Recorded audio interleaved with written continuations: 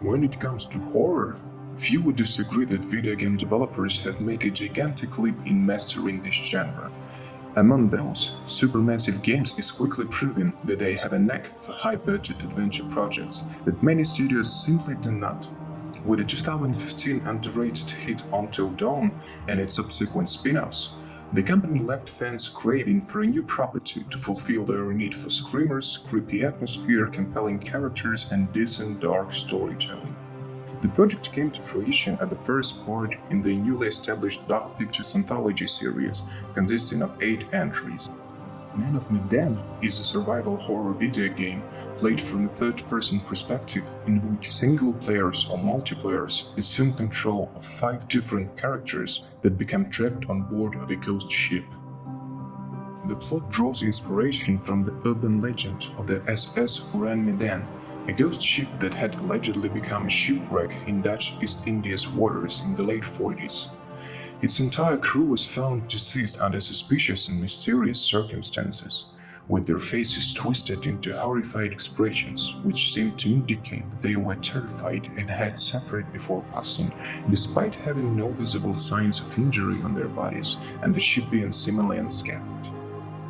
Players are required to make decisions based on their character's head or their heart, or can choose for them to do nothing, while selecting between different options when interacting with other characters.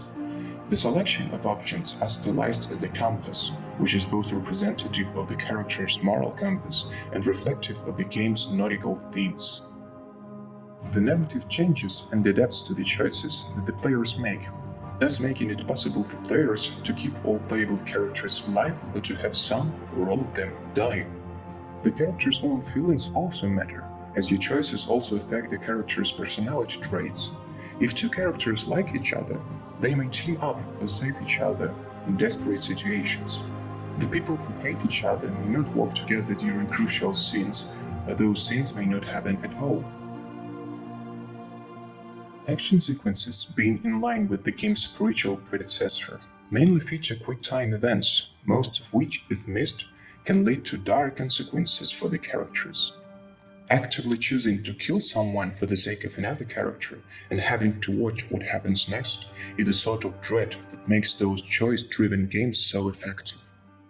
As players explore the ghost ship, they can find different dark pictures that give them premonitions of what may happen in the future. Players can also uncover the mystery surrounding the tragedy that occurred on the ship in the past, as well as get a glimpse of the next part of Supermassive's anthology series. The atmosphere is consistently creepy, and even though not much is happening, Supermassive tries to keep players on their toes with jump scares, such as steam pipe bursting loudly or a rat jumping out of the box. The scares are done well, and the visuals that accompany them are excellent, both in terms of detail and the cinematography that frames them. Yes, Man of Medan is undoubtedly a graphical stunner, supported by a nerving voyeuristic camera angle. It's a shame that so much of the game takes place on a rusty pitch black tug, because when the lights are on, it looks fantastic.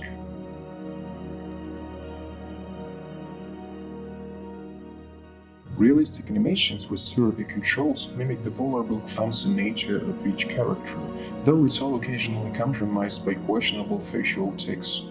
The game is brimming with chapters ending with a creepy corridor discussing what happened, and known actors like Sean Ashmore delivering great performance. Replay value is very much the game's strength, which is why it could do with a fast-forward option like visual novels typically have. Without such a thing, the big obstacle to experimental replays is the trudging through the dark and largely uninteresting corridors, rereading menus and secret items because some of them may affect the plot. Supermassive is also making a big deal about the game's multiplayer aspect, which allows folks to play full player co-op. It's kind of groundbreaking, given that most adventure titles force some sort of bow to each viewer's scheme that completely dissipates when any given game goes cold. Yet, most of my time was spent with the lovely movie night mode, where you can pass and play with up to 5 people who control individual characters, with the incentive to either save yourself or the group.